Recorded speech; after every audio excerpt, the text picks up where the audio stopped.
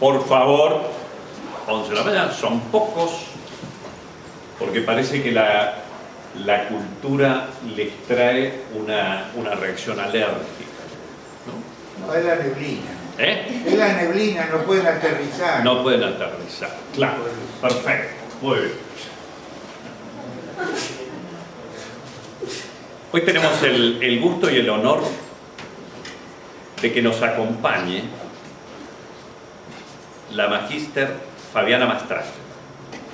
Fabiana Mastrangelo es egresada de la Universidad Nacional de Cuyo. Comparto ese honor porque soy egresado de la Universidad Nacional de Cuyo. Es mendocina. Ha hecho un gran esfuerzo para estar hoy acá. Es escritora. Tiene publicados numerosos libros. Se ha dedicado a la historia, pero no solamente a la historia, pero a la historia profunda. Tiene unas semblanzas de San Martín que son realmente para disfrutarlas y para reflexionar. Se cumplieron 200 años de la campaña del Ejército de los Andes. Fue una de las que más colaboró justamente con relatos históricos en los diarios de nuestra provincia. Ha recibido hace muy poco un premio muy importante en la legislatura de Mendoza. Es nacida en el departamento de Godoy Cruz, compartimos eso también, somos dos de Godoy Cruz, de ahí de Mendoza, y ha plasmado en un libro la historia de ese departamento. Hoy nos viene a hablar de un tema no menor, cuál es el diálogo en la convivencia profesional. Yo le agradezco muchísimo, Fabiana, que nos esté acompañando hoy.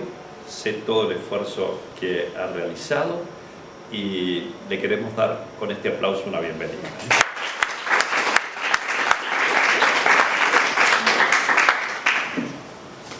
Bueno, yo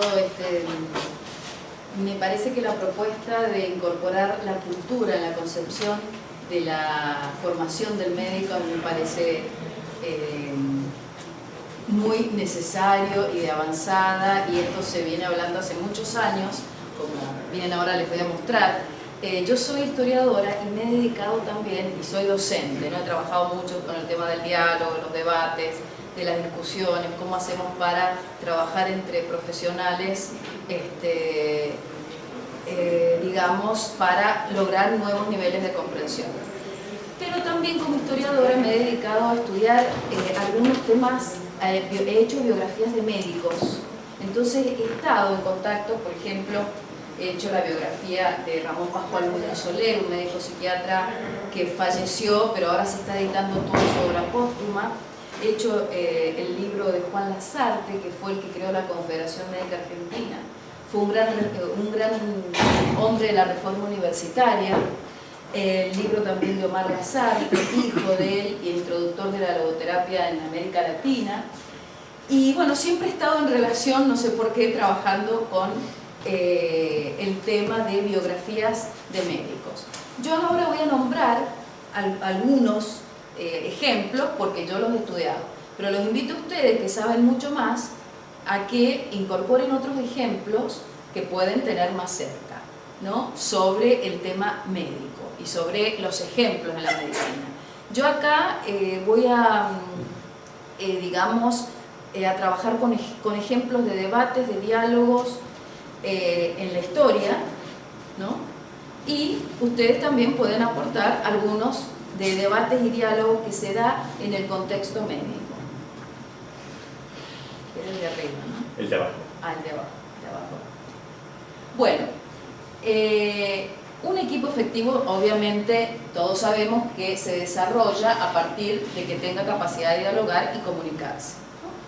O sea, los supuestos no tienen que existir, tiene que realmente existir un diálogo fluido entre los componentes de un equipo. Esto es básico y hoy todas las líneas y todas las tendencias en las organizaciones tienden a que esto sea así.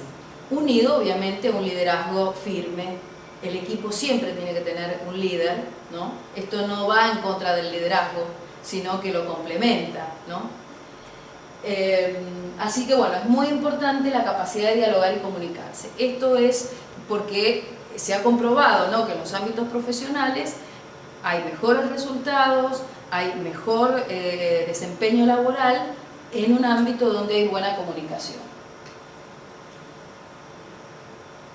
Ahí está.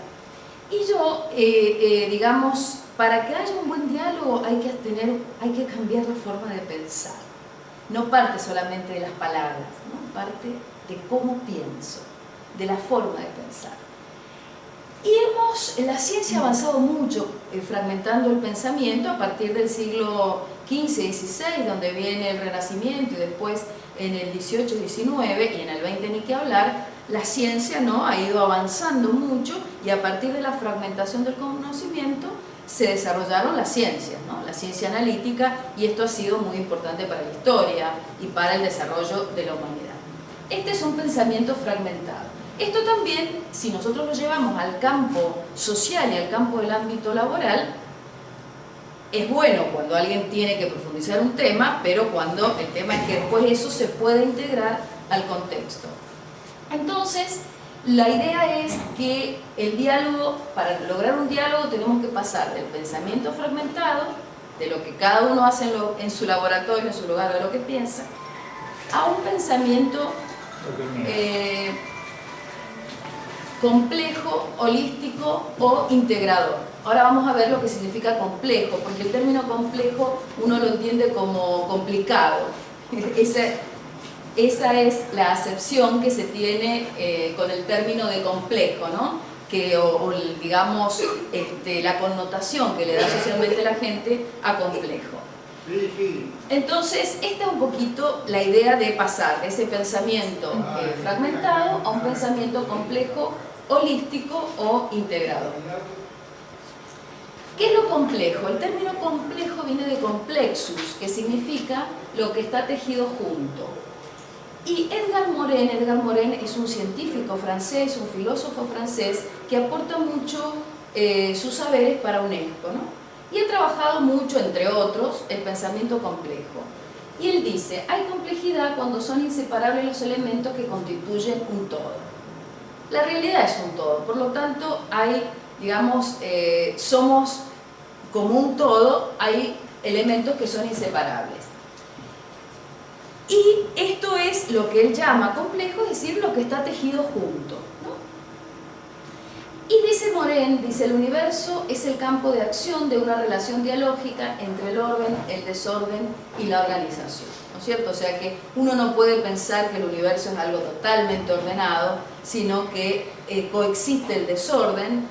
Por ejemplo, la evolución del planeta Tierra, uno ve, ¿no?, periodos de cataclismo, periodos de inundaciones, y periodos de organización y periodos de orden. Entonces, esto hay que tenerlo en cuenta también en las relaciones humanas, digamos. Esto también forma el campo de las relaciones humanas. Edgar Morin tiene un libro interesante que propuso para UNESCO que se llama La cabeza bien puesta, porque él dice que vale más una cabeza bien puesta que una cabeza repleta. Estamos sobresaturados de información.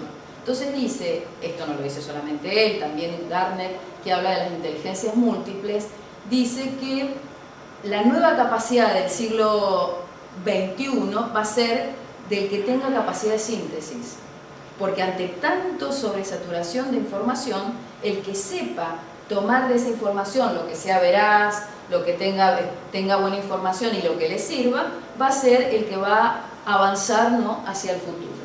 Entonces, y en el libro también, Los 7 saberes necesarios para la educación del futuro, habla también de estas capacidades que hay que ir desarrollando, que va más allá de la información, sino esta idea de lo global, de la idea del todo, que por eso yo decía que estos ciclos culturales le aportan, me parece, a la carrera esa parte del todo que en el contexto solamente del biológico, digamos, médico, por ahí no está, ¿no? Pero por eso yo he trabajado con grandes médicos, que he hecho la biografía de estos grandes médicos que tenían esta visión antropológica integral, y para mí un médico la tiene que tener, o sea, será porque siempre me he relacionado con médicos con esa visión antropológica integral. Ay, me voy a ir porque sí. Bueno, y hablando de esto, yo justamente en este libro que escribí sobre Ramón Pascual Muñoz Soler, un médico psiquiatra que en el año 1975, este fue un acta que yo encontré del año 75, cuando se inauguró el Congreso Nacional de Neurocirugía. El texto es largo, pero lo traje porque dije, es adecuado este contexto y este ciclo cultural, porque hace más de 40 años hablaba lo que hoy el titular de la cátedra me parece que quiere incentivar, que es: la neurocirugía argentina en las últimas décadas, si bien ha desarrollado una tecnología altamente especializada, cabe destacar la tendencia a superar criterios puramente organicistas y tecnicistas para abarcar campos de investigación cada vez más amplios y mejor integrados, de enfoque psicosomático, neuropsicológico y psicosocial. Acá está hablando de lo que yo decía, del pensamiento ese fragmentado de la ciencia en fragmento a pasar a una visión más integral, ¿no? Y así vemos que en los servicios de mayor jerarquía, al lado del cirujano, se han ido incorporando el psiquiatra, el neurofisiólogo, el neurofoniatra, tratando todos ellos en conjunto de descifrar el comportamiento de esa maravillosa caja de resonancia que es el cerebro humano. A través de estos equipos multiprofesionales, década del 40 ya, dentro del área de la medicina, han contribuido y mucho a un mejor conocimiento de la fisiología cerebral y la psicología de la conducta. La función misma que exploran han desbordado el campo médico para abarcar el espacio de las ciencias humanas, de las ciencias sociales y de la tecnología, ¿no? Ya, digamos, se veía, no sé hoy cómo estará esto, ustedes me dirán, porque yo, digamos, he hecho un raconto, he hecho un fragmento, sí, en este sentido fragmentado, he buscado algunos casos. No sé, hoy supuestamente se ha avanzado mucho en este tema de abarcar las ciencias humanas y las ciencias sociales, ¿no? Incluirla también en la medicina.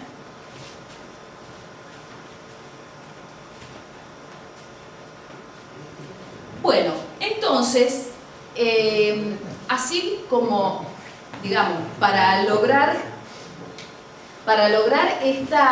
ir de ese pensamiento fragmentado, porque nosotros cuando discutimos o debatimos, ahí dice arriba, estamos en el contexto de un pensamiento más convencional, del debate tosco, discusión cortés. No sé si alguno de ustedes, esto es un esquema muy tradicional, Peter Senge en la quinta disciplina, no sé si lo han leído, que fue toda una revolución en el concepto del trabajo en equipo y del tema del diálogo, y cómo los equipos tenían que dialogar.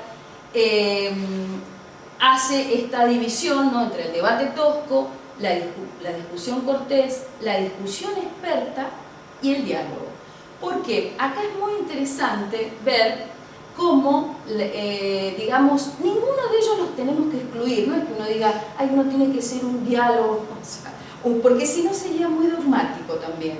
Uno tiene que saber cuándo dialogar, cuándo estar en una discusión experta, cuándo, en casos muy excepcionales de un debate, acá voy a poner algunos ejemplos históricos de debates, y cuándo tener una discusión cortés, porque, bueno, digamos, pero lo que más nos vamos a centrar ahora es en la discusión experta y en el diálogo, ¿no?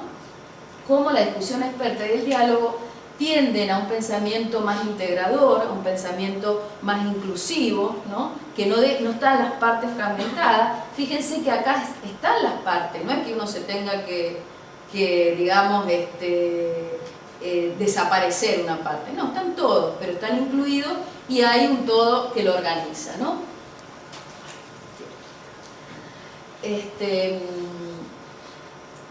Bueno, acá hay algunas definiciones, ¿no? El debate se entiende como contienda, lucha, combate, controversia.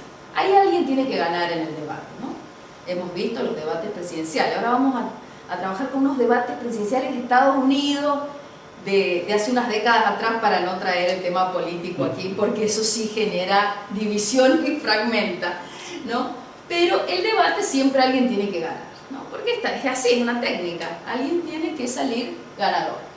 En la discusión se examina, pero en realidad alguien alega su razón en contra de otro, ¿no? O sea, esta es la discusión. Esto también lo podemos llevar a la vida cotidiana, digamos, esto uno lo vive cotidianamente. La discusión experta es muy interesante en los ámbitos profesionales y académicos porque no se libra una batalla por la supremacía. No es que alguien quiera ganar por sobre otro, sino que tratan de ver cómo todos esos componentes logran digamos, una organización y cómo van actuando las fuerzas en un grupo, ¿no? En esa discusión experta uno puede ir viendo cómo se va, digamos, congeniando las posturas de cada uno y no se pierden las posturas. En el diálogo ahí se trasciende ya las posturas y se trata de llegar a una mayor, digamos, a un mayor nivel de comprensión. La discusión experta se usa mucho para tomar decisiones, porque ahí hay que decidir, y en el diálogo es para alcanzar un nuevo nivel de comprensión. No necesariamente hay que tomar una decisión, ¿no? Bueno, ahora vamos a poner ejemplos de debates, de discusión experta y de diálogo. Si tienen algo que acotar.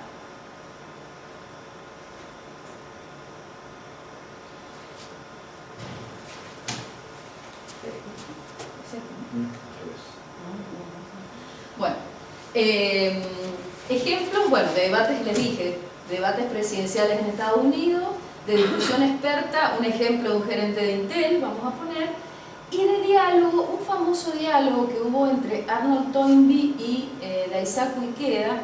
Arnold Toynbee fue un gran historiador del siglo XX, que murió a fines de la década del 70, e Ikeda es un filósofo japonés que trabaja mucho por la paz mundial. Pero ¿por qué ese diálogo fue histórico?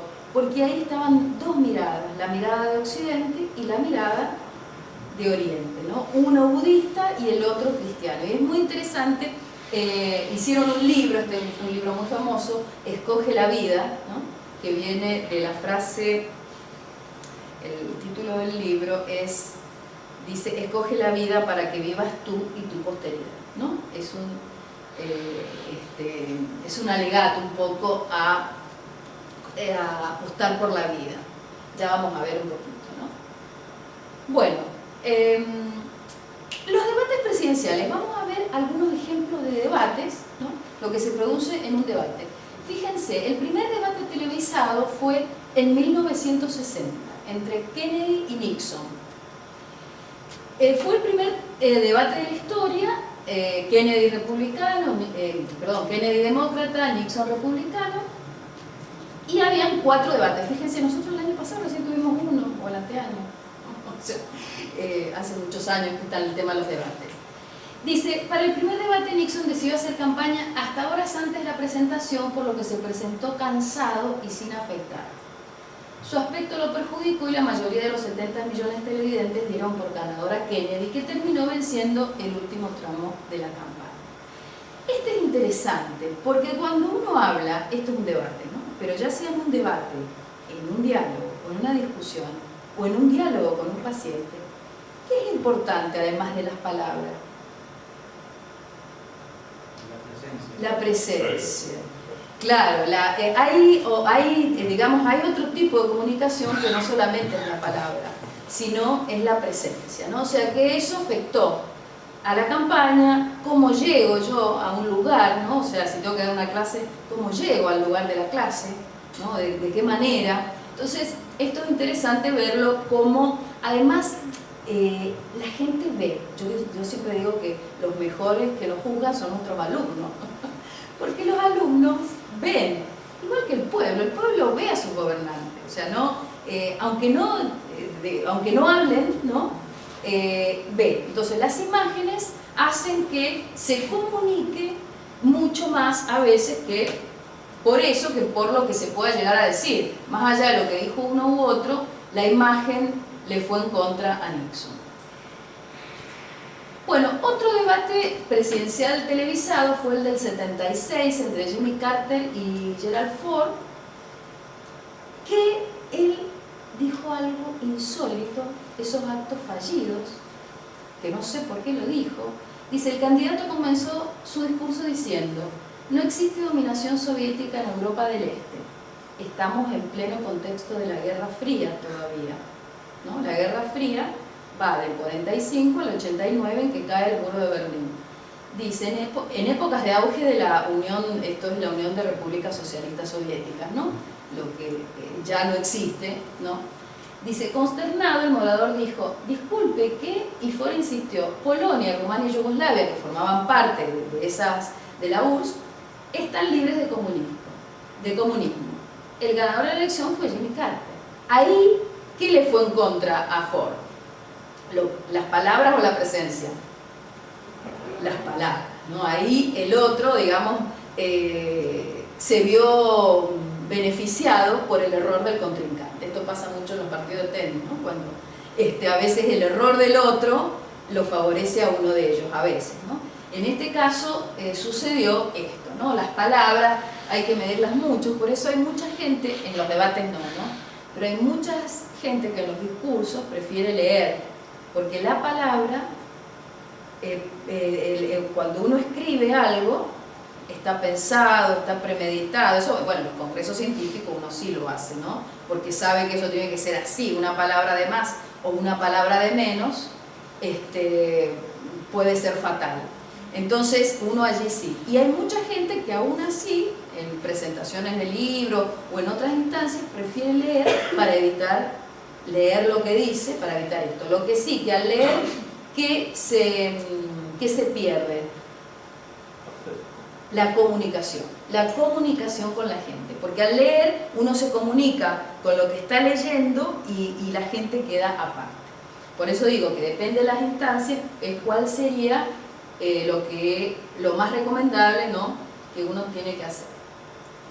Y otro debate, he tratado que sean debates bien viejos para no traer el tema político actual, entre Bill Clinton y George Bush, ¿no?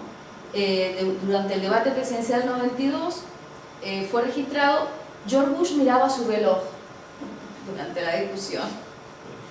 Luego de la transmisión declaró que no le gustaban los debates y no podía esperar a que termine. Se ve que él estaba incómodo y no podía esperar a que termine. Clinton, su contrincante, se mostró totalmente opuesto en cuanto a la actitud. Dice, caminó por el estudio, dice que él estaba relajado y habló con la gente de la audiencia.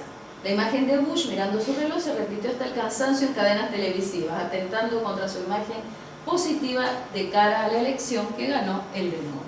Fíjense lo que es esto. Lo mismo pasaría, digo yo, si un docente está mirando, o si un médico, ¿no?, está atendiendo a su paciente y está mirando, es otra forma de comunicar, está mirando la hora, la puede mirar, no digo que no, pero a veces conviene tener un reloj en la pared para que no, digamos, hay cosas muy evidentes que cortan la comunicación. Si ustedes están hablando o ustedes están hablando con alguien importante y toman el celular, que hoy es muy común esto, se rompe la comunicación, ¿no? Entonces, son elementos a tener en cuenta que uno acá lo ve en grande, pero en lo pequeño también se da, ¿no?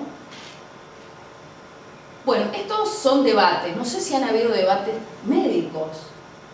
No, ¿no? En ese campo, no.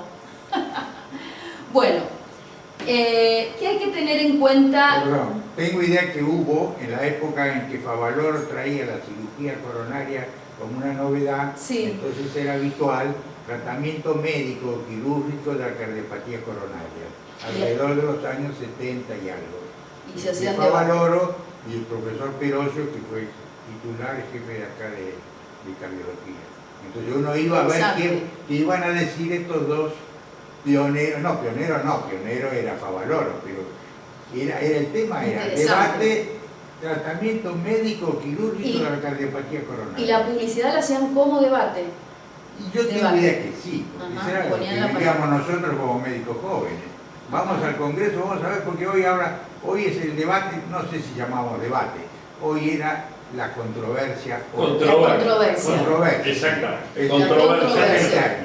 Controversias en terapéutica. Sí, algo así. Interesante.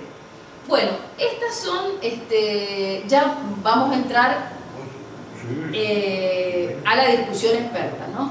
Que quizás lo de Favaloro era un mix entre debate y discusión experta, ¿no? Eran dos expertos que, por eso. que estaban allí, ¿no? Dialogando. Bueno, uno siempre cuando, digamos, observa la realidad, cuando va a hablar, parte de datos y experiencias, ¿no? Esto es parte de allí. Después selecciona datos. Los historiadores les pasa que, por ejemplo, yo siempre digo que a veces el historiador no miente, pero puede omitir. Usted lee un texto, un documento, y puede omitir una parte, ¿no? Esa es la selección que hace del dato. Usted pone una parte del documento y no pone otra, ¿no? Que hacen mucho los que hicieron los mitos de la historia, lo supieron hacer, ¿no? Ponían una parte y uno después iba a la fuente y decía, pero esta parte no estaba en el libro. Bueno, esa es la selección de datos de la observación. Después está el sentido personal y cultural que uno le da, ¿no? Ustedes mismos, quizás en las investigaciones médicas pasa lo mismo. El dato de la experiencia, la selección, el sentido personal, los supuestos, ahí ya se empieza a enredar, ¿no? Empiezan a aparecer los supuestos. Después uno va extrayendo conclusiones, puede adoptar las creencias del mundo y después puede actuar según las creencias. Esto hay que saberlo, porque a la hora de la comunicación uno tiene que saber si es un supuesto. Por ejemplo, uno habla con alguien y le dice, pero ¿a vos te lo dijeron o lo estás pensando vos? Entonces uno le tiene que, el repreguntar es muy importante en la comunicación. ¿A vos te lo dijo el profesor o qué dijo el profesor? Ah, no, él dijo, porque a veces, digamos, la realidad nunca se vuelve a vivir tal cual era, ¿no? Eso los historiadores lo sabemos. Lo que uno tiene es memoria de esa realidad.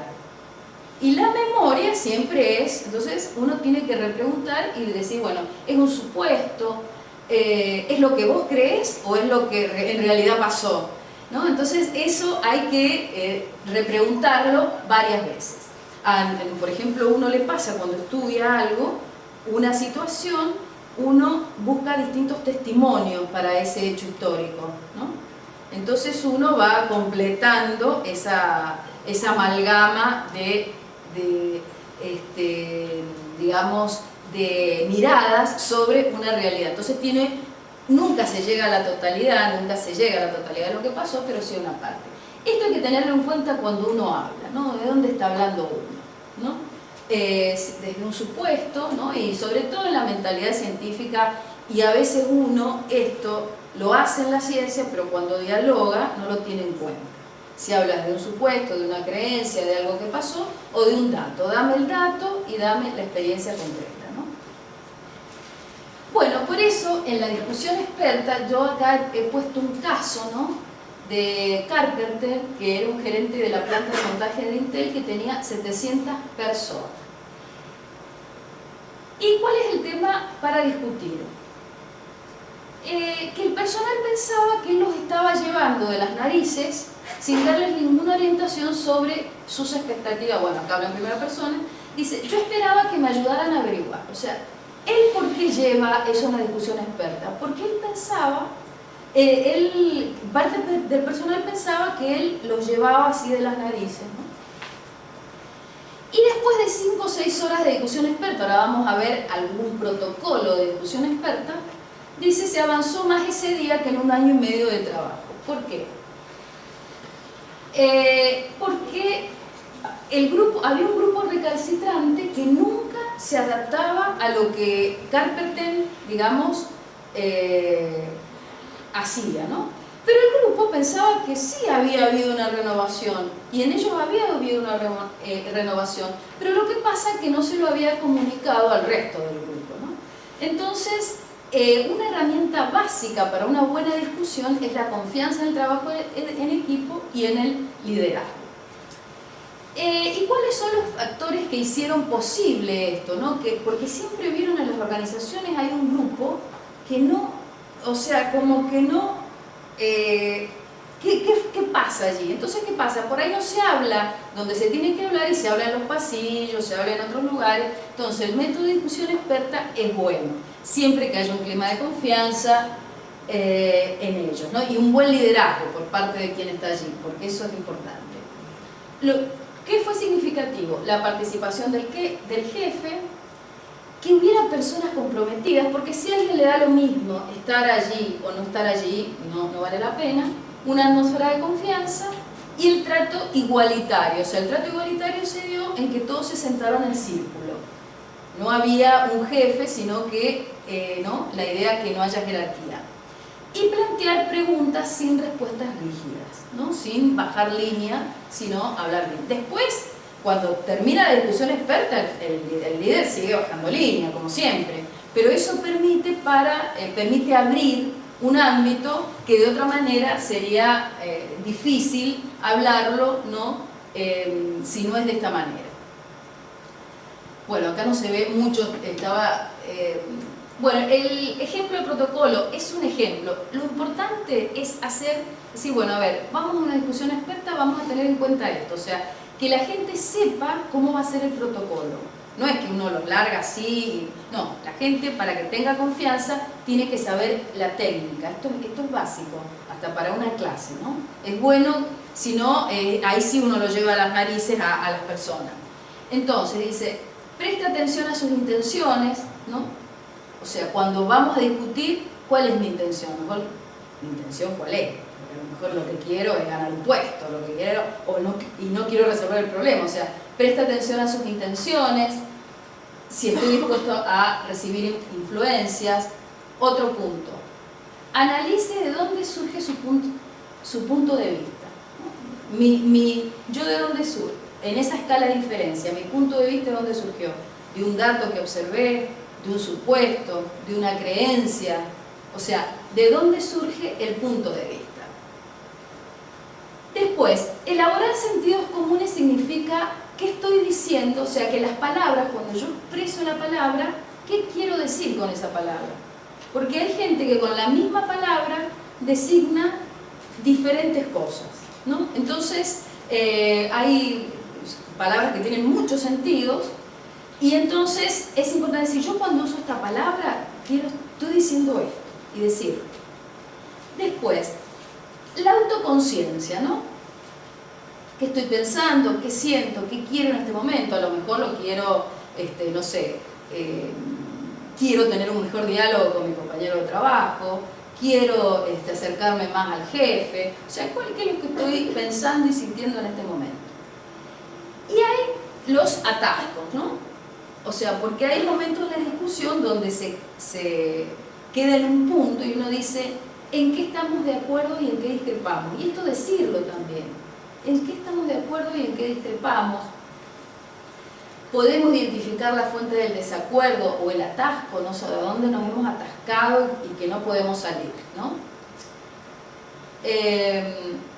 Por eso dice que a menudo los orígenes del desacuerdo se refiere con los datos, porque parten de datos diferentes, ¿no? Ante una situación, de métodos, de cómo hacer, están de acuerdo en los datos, pero en el método no están de acuerdo, en las metas, o sea, hacia dónde vamos, eso también hay que tenerlo en cuenta, y en los valores, ¿no? O sea, en qué creemos, qué tenemos que hacer para llevar adelante esos valores. Esto es muy importante en el protocolo de una discusión experta. Que a esto hay que agregarle también la idiosincrasia de cada país, ¿no? Porque este es un ejemplo para el mundo anglosajón. Hay que ver también qué pasa, ¿no? En las discusiones expertas en el caso de Argentina.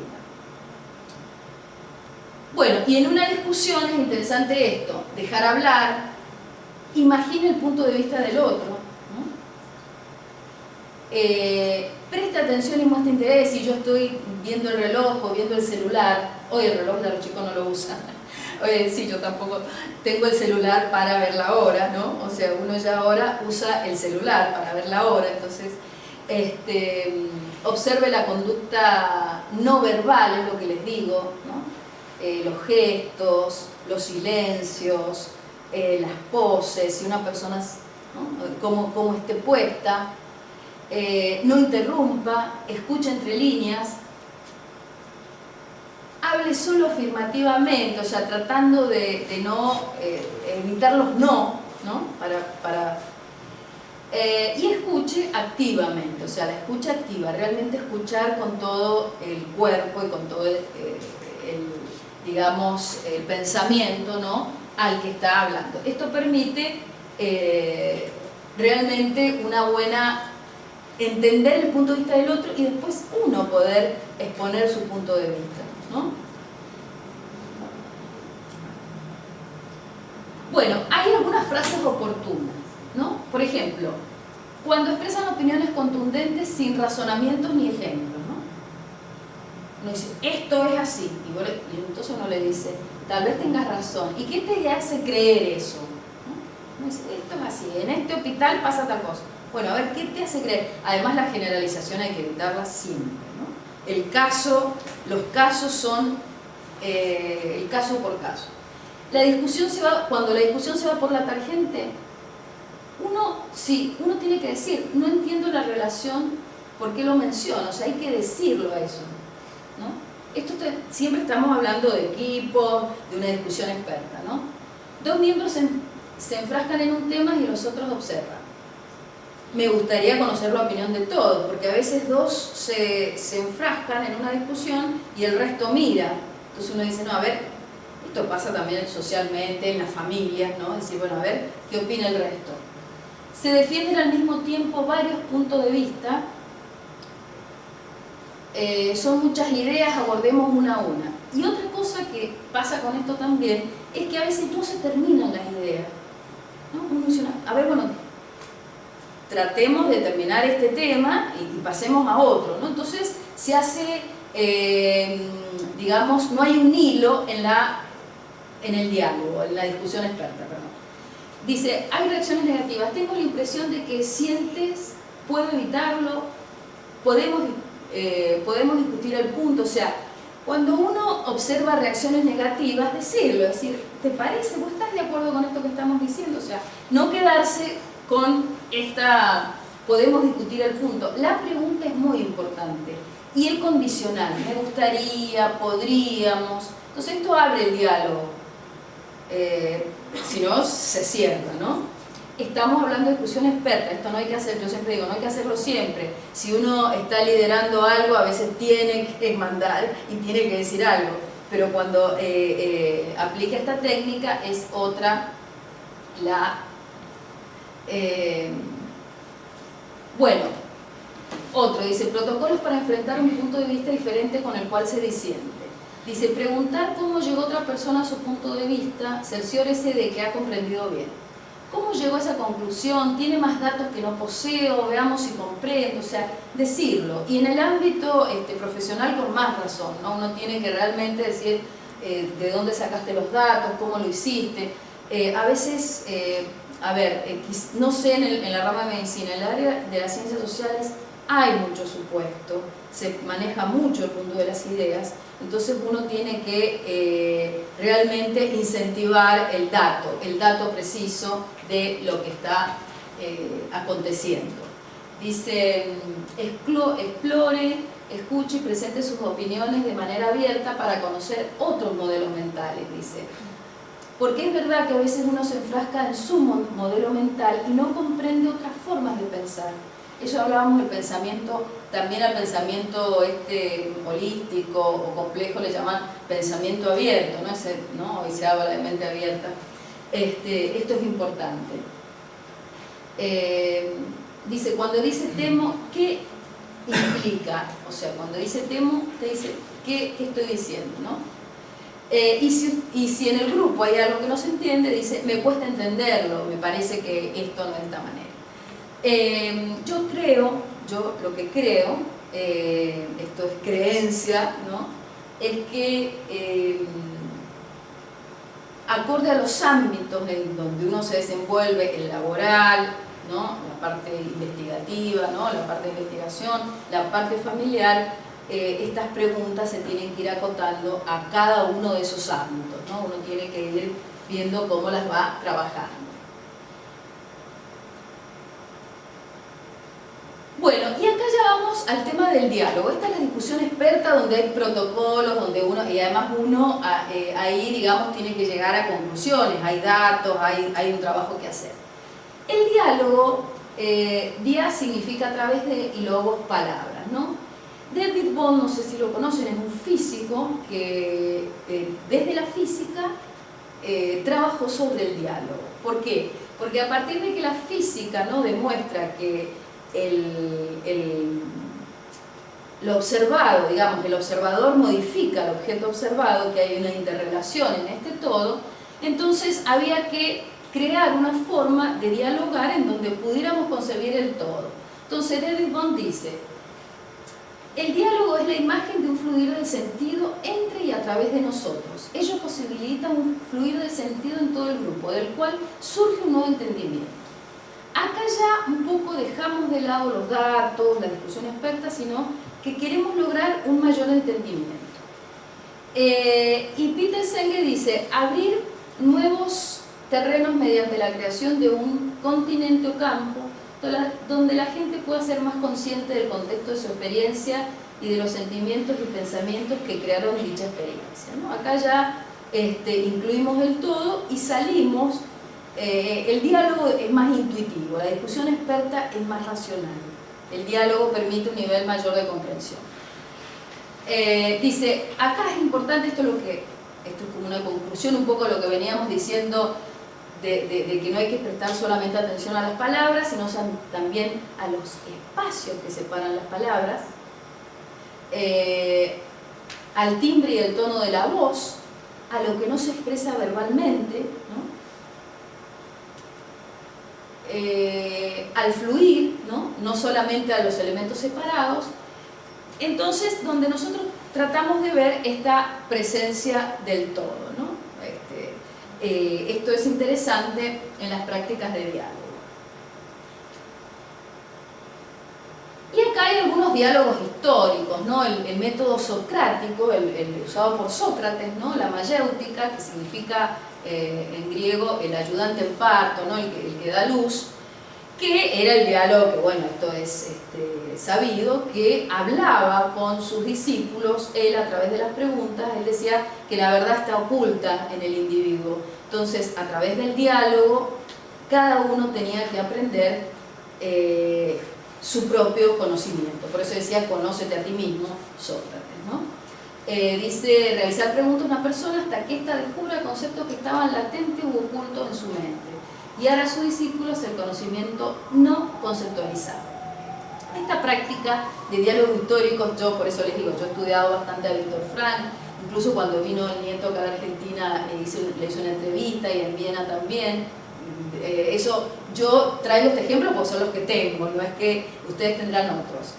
Y el diálogo socrático, Víctor Frank habla de una conversación socrática, y que en ese diálogo psicoterapeuta, dice en la psicoterapia, en la práctica médica, Víctor Frank habla el médico como el cura del alma, y que a través de ese diálogo, sobre todo en la psicoterapia, ¿no? Obviamente, no en todas las ramas de la medicina, tiene que surgir un poco ese diálogo socrático donde el individuo encuentre el sentido.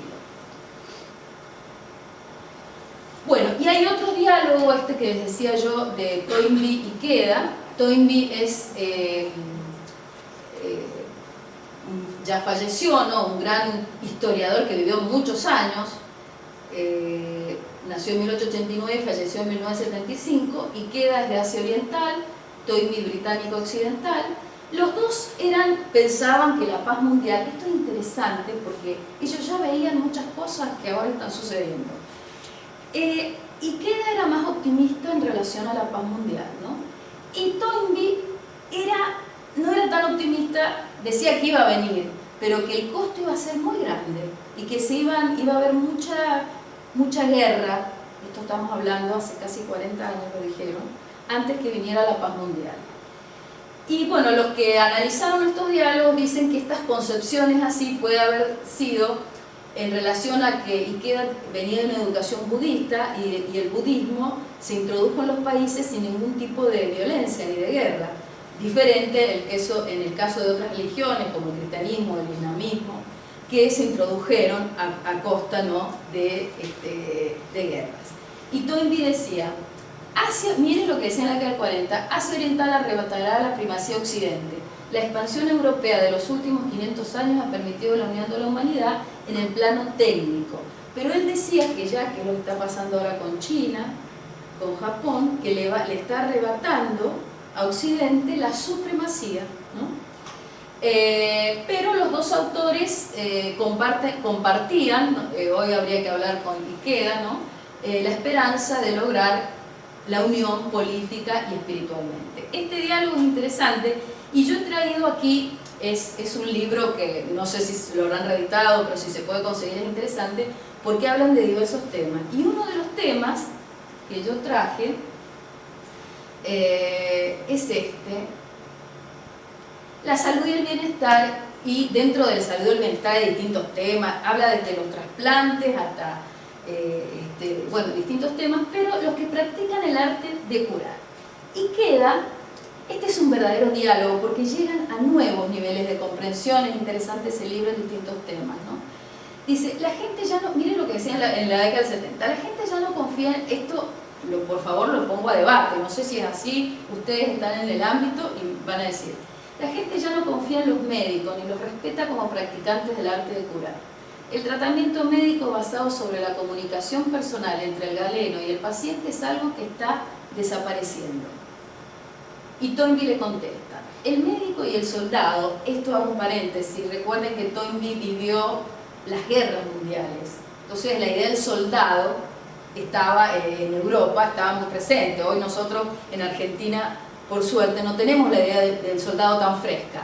Dice, el médico y el soldado realizan su trabajo en contacto constante con sufrimientos físicos y mentales, con el miedo a la muerte, con la muerte misma y con desgracias y aflicciones.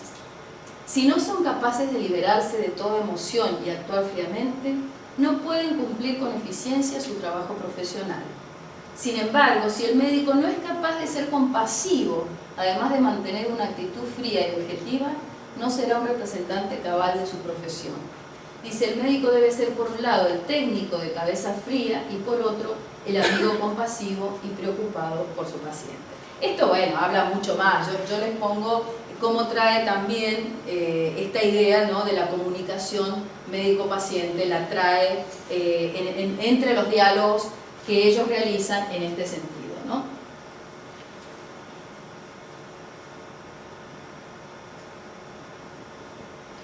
Bueno, y el diálogo en la relación psicoterapéutica, que yo les comentaba que yo también había hecho un libro de uno de los discípulos de Viktor Frankl, el doctor Omar Lasarte, que fue titular de Psicología Médica en la Universidad Nacional de Cuyo, y habla también de la relación en la relación psicoterapéutica. Dice, como la relación psicoterapéutica se basa en el diálogo, tenemos que actuar más naturalmente, desechando el esquema de que uno es el observador y el otro el objeto de estudio, sino que hay un encuentro existencial de persona a persona donde asume una conducta similar al diálogo socrático, en cierta medida activa, pero no directiva, según preconiza Carl Rogers, para no influir en el paciente con nuestra forma de ver el mundo. El terapeuta debe captar la cosmovisión del paciente, ¿no? Es una mirada, ¿no?, del diálogo desde el punto de la psicoterapia, que es la técnica, digamos, que se usa, el medio que tiene para trabajar, ¿no?, la terapia. El diálogo es sumamente importante. No sé si tienen algo que agregar a esto.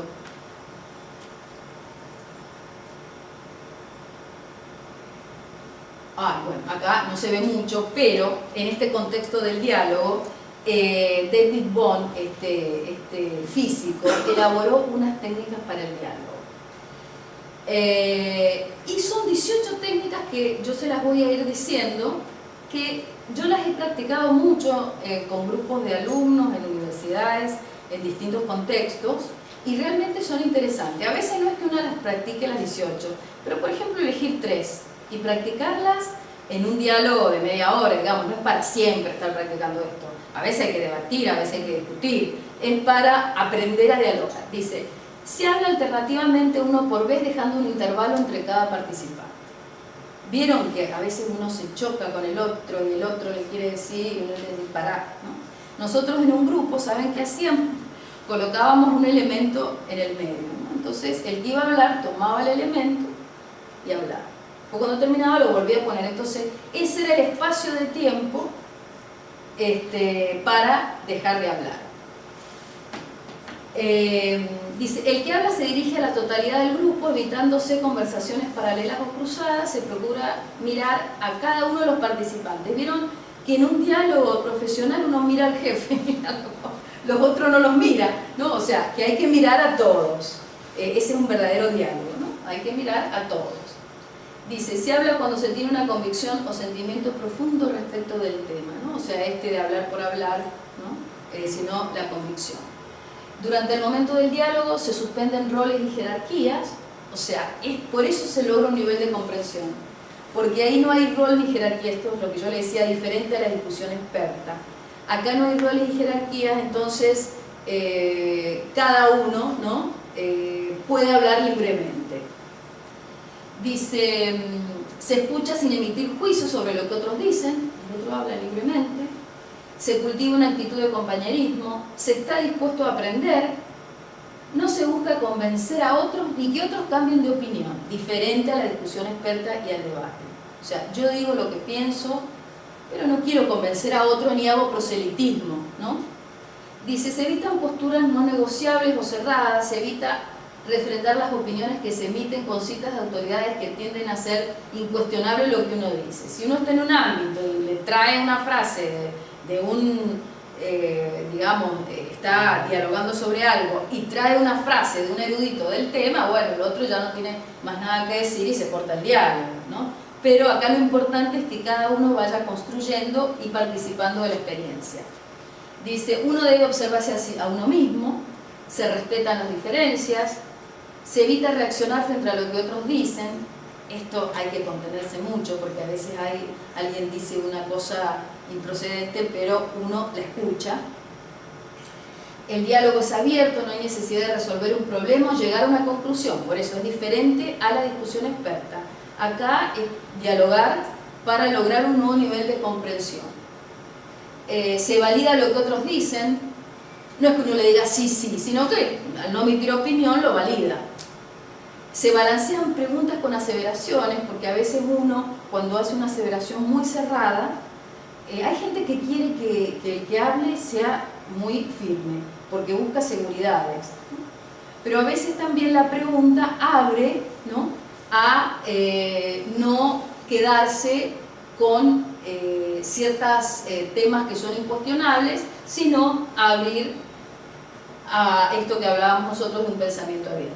No se predica, se busca el próximo nivel de comprensión. A veces hay diálogos, nosotros que lo hemos practicado en muchos grupos, que no, la verdad que no llegamos a ningún nivel de comprensión, y a veces sí, o sea, salimos y decimos, bueno, llegamos a este nivel de comprensión. Cada uno expresa sus pensamientos y sentimientos con libertad y sin necesidad de apoyarse en lo que otros piensan o sienten, ¿no? O sea, uno habla libremente. Entonces, este es un método donde lo que se busca, por eso se busca como el fluir, ¿no?, de las ideas, sin ningún tipo de traba, ni de rol, ni de jerarquía, ni de preconceptos, ni de citas de autoridades, ¿no?, sino que cada uno fluya en ese diálogo. Esto es interesante. Lo que hacemos nosotros en los distintos grupos no es tomar las 18, termina, supóngase, tenemos media hora de diálogo. Los últimos 5 evaluamos, pero tomamos 3 reglas. Bueno, hoy vamos a tomar estas 3 reglas, después vamos mañana tomamos otras reglas. Ya vamos a terminar. Bueno, el valor de la palabra creadora de entusiasmo, ¿no? Yo he puesto acá el don del entusiasmo. Yo les hago una pregunta a ustedes para que vean el poder que puede tener la palabra, ¿no? Yo hago el don del entusiasmo porque cuando yo hice la biografía de Omar Lasarte, ¿no?, en todos los testimonios que encontraba, él es un médico psicoterapeuta, y había gente que iba a la casa de él nada más que para cargarse de las pilas, como el famoso doctor Culota de Mendoza, que iba a la casa de él para recargarse las pilas. O la cantidad de gente, los testimonios que encontré, de gente que me dijo, yo gracias a él me recibí de médico, yo gracias a él, ¿no? El don del entusiasmo, que no lo tienen todas las personas. es un don, yo digo, es un don que uno lo trae o no lo trae. Pero voy a algunas palabras, por ejemplo, ¿hasta cuándo? ¿Quién dijo hasta cuándo esperamos declarar nuestra independencia? ¿Quién? Por ahí lo dijeron. San Martín. Le dijo a Tomás Godoy Cruz, ¿hasta cuándo esperamos declarar nuestra independencia? ¿No le parece cosa ridícula tener escarapela, tener himno, tener bandera y no declarar independencia? Eso hizo que Tomás Godoy Cruz, uno de los portavoces de las ideas sanmartinianas en el Congreso de Tucumán, acelerara el proceso de independencia, ¿no? Esto lo hizo por escrito, porque en aquel momento, o sea, la comunicación epistolar era muy importante, las ideas más que nada se daban allí. El diálogo era, digamos, personal, pero lamentablemente no tenemos testimonio de esos diálogos personales. Sí podemos tener diálogos de las cartas. ¿Dónde dice para todos los hombres de buena voluntad que quieran habitar el suelo argentino? A ver, los chicos. Ay, ya no estudian más. Preámbulo, no sé. No, ¿saben qué? Que no estudian más el preámbulo en la escuela. El preámbulo de la Constitución Nacional. Ese es el problema de la falta de la escuela. La escuela es importante. En la Constitución, en ese gran preámbulo, ¿qué hizo esto? ¿Quiénes vinieron? Yo les digo los apellidos de ustedes, díganme. Son todos inmigrantes, claro. ¿Tu apellido cuál es? Sí. Bueno, ¿el tuyo? López. Gutiérrez.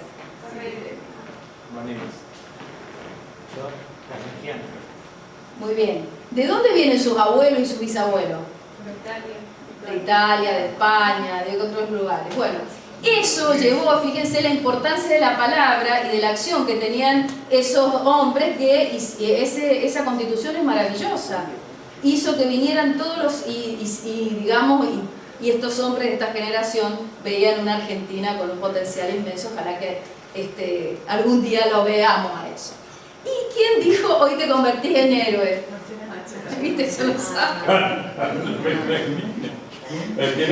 Hoy te convertís en héroe. ¿Se acuerdan en los penales, antes en el Mundial, tenía que patear penales? Y el capitán del equipo lo empieza a dialogar con Romero, que era el arquero, y le dice, hoy te convertís en héroe. Y eso parece, porque parece filmado. Y es así, atajó los penales, digamos, el poder de la palabra y el poder del entusiasmo, eso lo saben. Así que, bueno, en realidad lo que quería terminar con esto, para ver la importancia que tiene la palabra en el diálogo interpersonal cotidiano, y la palabra que tiene la palabra del médico, para el paciente. La gente entra al consultorio y el médico lo atiende y lo toca y la gente ya se siente mejor. Hay gente que dice, les digo porque, a ver, yo como he estudiado a todos los médicos, he hablado con pacientes de los médicos que estudié. Dice, yo entraba y me tocaba y yo ya sentía, pero también porque había una comunicación del médico con el paciente. Así que bueno, con esto termino y no sé si quieren hacer algunas preguntas.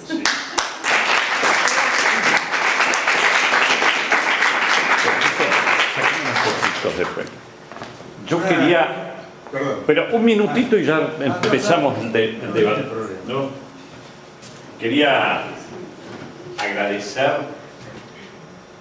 muy especialmente, Fabiana, ha venido para estar acá junto a nosotros, y si lo saben aprovechar lo que nos ha dado, no estoy hablando para los profesores que nos están acompañando, justamente el tema reviste muchísima importancia, sino para ustedes. Fíjense lo que es empatía, porque lo que está hablando es de la empatía definitiva, ¿no? La empatía, esto de al ponerme yo en el lugar del otro, pero respetando obviamente sus credos, idiosincrasias, etc. La palabra del médico, como decía Titkener, empatía fue creada en el año 1909, la palabra. Ajá. Y ahí era como un neologismo. Un grande Titchener de la psicología experimental crea esta palabra. Y justamente el valor que tiene la palabra, que es mucho más poderosa que cualquier herramienta diagnóstica o terapéutica en una relación.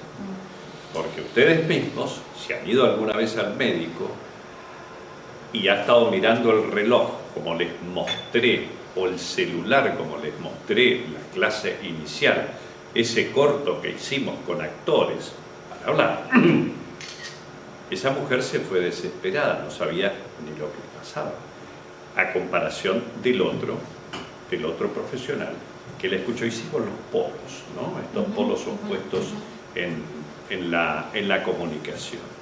Y uno se va diciendo, bueno, no vuelvo más al médico, o por el contrario, sí, realmente hoy me siento mejor, y no ha mediado ninguna terapéutica farmacológica, sí la terapéutica de la palabra. La otra cuestión importante que podemos rescatar a través de la mayéutica es justamente esto de, diríamos, la concepción socrática. A una pregunta tratar de encontrar la mejor respuesta. Eso es fundamental en todos los ámbitos. En la medicina, junto al paciente, es elemental. Y la otra cuestión que yo me acordaba cuando usted estaba conversando, si nos remontamos al siglo, entre el siglo XIII y el siglo XIV, William de Ockham, ¿no? William de Ockham era un franciscano que estableció lo que se llama, conocido como la ley de Ockham, ¿no? Es decir, él decía que las cosas, a veces, si empleamos bien las palabras, son más simples de lo que nos imaginamos. Pero para darle la correcta, bueno, Voltaire decía, ¿no es cierto?, justamente la exactitud de los términos, no se puede hacer en una discusión diciendo esto, lo otro, ¿no es cierto?, sino la justeza. Yo creo que esto ha sido realmente, para mí, una lección. Yo siempre digo que en la Escuela de la Vida, yo soy un alumno crónico y hoy aprendí y me refrescó, ¿no? Así que, bueno, se abre las preguntas. Doctor Ciano. El comentario, no sé si está muy relacionado, pero bueno, yo lo vivo. Es el hecho de que se usa el médico con los pacientes, a veces, en forma muy suelta de cuerpo, el hablar de cáncer. Porque una de las películas norteamericanas, el médico lo recibe, bueno, pues señor, usted tiene un cáncer, el pronóstico de vida será de 2 o 3 años, vaya a arreglar. Eso me parece que no estoy de acuerdo con ese procedimiento, por lo menos en la población nuestra. Hace no mucho me llama una gente que yo atendía al marido y se murió el marido, que era el cardiópata, y me quedó de herencia la mujer y la hija, que son 2 psicópatas, no psicópatas, pobre, dos neuróticas. Entonces un día me llama porque tenía una mancha, no sé si en la nalga, ¿dónde? Y digo, pero querida, ¿yo qué quiere que te diga por teléfono? Llama a un guardia, una persona que lo mire. Por supuesto, a la noche, eso habrá sido a la mañana, a la noche me llama la hija, doctor, vino la médica y me dijo que podía ser un melanoma. Por supuesto, se habían ido a buscar al internet que quería decir melanoma. Le digo, pero escúchame una cosa, espera un poquito a ver qué pasa. Bueno, a los 4 o 5 días parece que el supuesto melanoma, la mancha azul se le había borrado. Sería una hemorragia superficial, un moletón. Pero voy al hecho que había inspirado la palabra melanoma como si hubiera sido una posibilidad diagnóstica. Claro. Pero cállese, aunque fuera, no es una manera de tirarlo en una consulta así ocasional. Claro, ocasional. Pero claro. por eso, la palabra. por eso te digo que a lo mejor en Estados Unidos o en Inglaterra o en Alemania, decirle, no, usted tiene un cáncer de pulmón, calcule que tiene 2 o 3 años de vida, vaya arreglando. No, eso acá no va. Acá me parece que no va, porque si uno se equivocó y el enfermo sale de ahí, es medio neurótico, agarra un colectivo 60 y se tira abajo. Bueno, te 60 no, porque están de huelga ahora, así que no hay problema con el 60.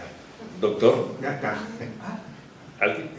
¿Algún comentario? No, realmente es valiosísimo lo que acaba de decir el profesor, el cuidado con nuestras palabras, y lo que decía usted de la empatía. El profesor Lucy, el del aula, enseñaba digamos, como los ingleses con 4 letras, CREA, cuidado, decían calidez, autenticidad, las 4 letras, calidez, autenticidad, respeto y empatía para el vínculo. Absolutamente.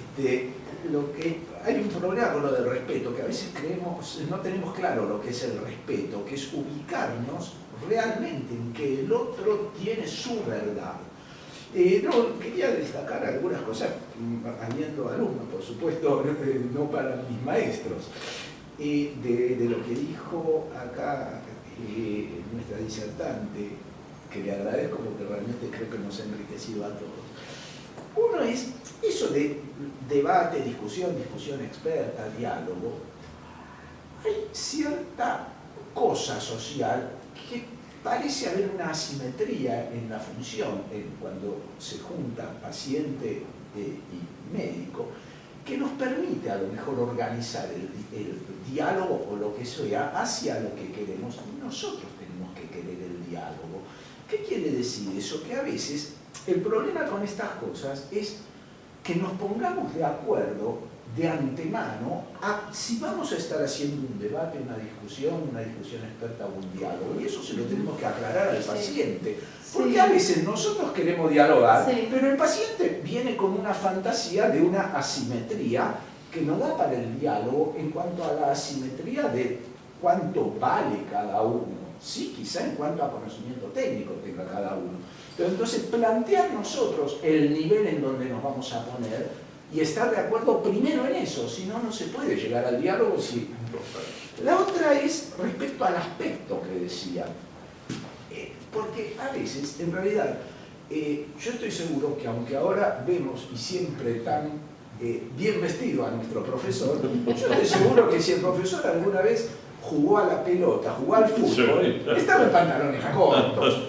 Hay alguna cosa en la cual, con cierta lógica filosófica, a veces el profesional dice, bueno, yo sé lo mismo, tengo el mismo conocimiento, si atiendo al paciente vestido así o vestido así, con tal aspecto o con tal otro, y en realidad no es lo mismo, porque es cierto que el profesor en pantalón corto sabe lo mismo que nos enseña acá con corbata, pero la predisposición del paciente, yo no tengo que imponerle mi escala filosófica, que digo, valgo lo mismo cuando estoy en hojotas que cuando estoy en zapatos. Esa es mi escala, pero la predisposición del paciente a lo mejor es otra.